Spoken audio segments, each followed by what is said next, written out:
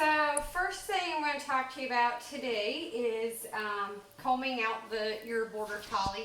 Clarky had a bath and a blow dry yesterday. He's in a pretty full coat right now.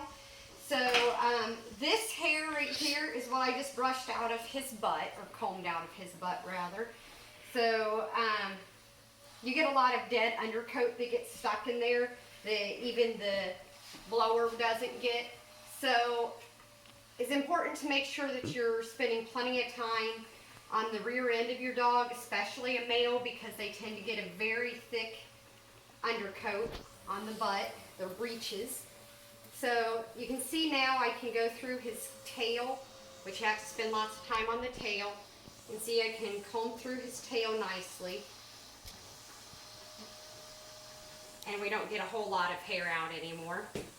So to work on his butt, you know, it's just like brushing long hair on a person. You want to start with a small section and just kind of lift the other hair up and work your way through. If you work with the wide tooth area of the comb to start with, it'll make it a little easier to go through. You go through nice and gently, slowly. If you get into an area where it's grabbing and pulling, don't just yank through it. Go slow and steady. You might have to isolate just that little clump or something like this, and then you get your hand close to the skin and get in there and separate it. Or even turn your comb so that, are you close enough to see? Yeah. Or turn your comb so that you're using it kind of like a blade, and you're going to come in and cut the knot out like this instead of coming down like this. You want to cut it like that. So if you come in, you can just like cut through, and then you could work the knot out like that. And then you switch over and use the fine-toothed area of the comb, and you can get even more hair out. So make sure that you spend some time doing this. It doesn't have to be done too often, but definitely during the times that they are shedding a lot, you're going to have to do it more often. And then when they grow in their nice thick coat, you have to do it.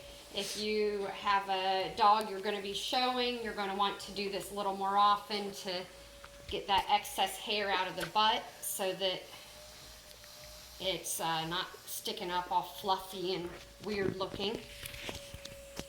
Make sure that you don't forget to get all the way around the butt area. Never ever shave a border collie.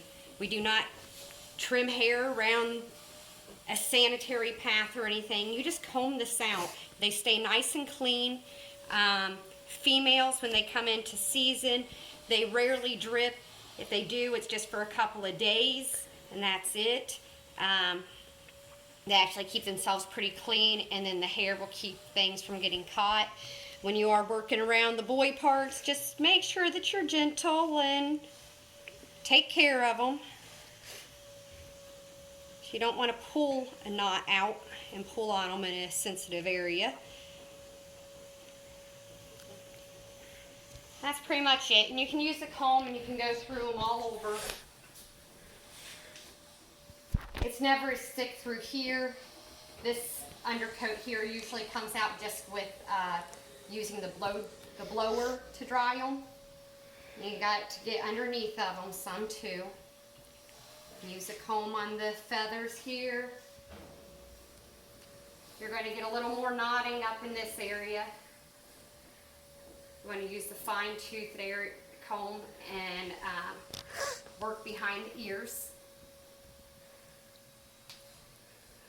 Make sure that they don't have knots. They can get knots behind the ears real easy, especially as they're transitioning from their puppy coat to their adult coat, or if you're going through the blowing stages where they are switching coat. They usually blow coat about twice a year,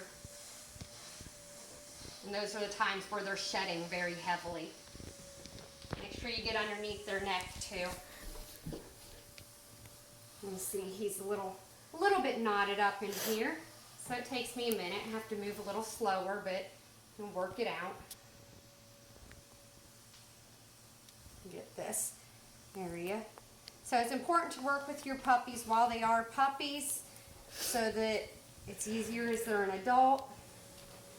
Clarky does not particularly care to be on the table, but once I start brushing him, he calms down and he kind of enjoys it. Don't you, buddy?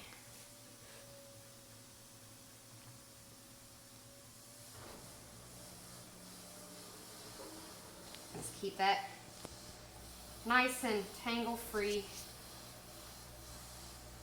so that your dog's skin is healthy. This also helps for you to check for any sores on your dog. But a blower is actually going to be your best friend when it comes to checking for things like fleas and ticks and any other areas where the hair is just so thick that with the comb you can kind of see brushing backwards to the skin. You see in a little bit, but if you use a blower, it really forces the hair so that you can actually see what's going on in the skin. So I highly suggest having a blower. You can get a fairly inexpensive one for around $100. I also suggest that you have a grooming table to help save your back, because you don't want to have to do this on the ground. You can get a grooming table for usually under $100. Make sure it does have an arm on it. Clarky, I don't usually use an arm when I'm at home with Clark, just because he knows the table already. And make sure you never leave your dog unattended on the grooming table, and do not let them jump off of the table because they could get hurt, especially while they're young. So when they come off the table, you need to scoop them up in your arms and take them off the table like this. Oh, he's so heavy. That's a good boy. Okay, go ahead and stop that.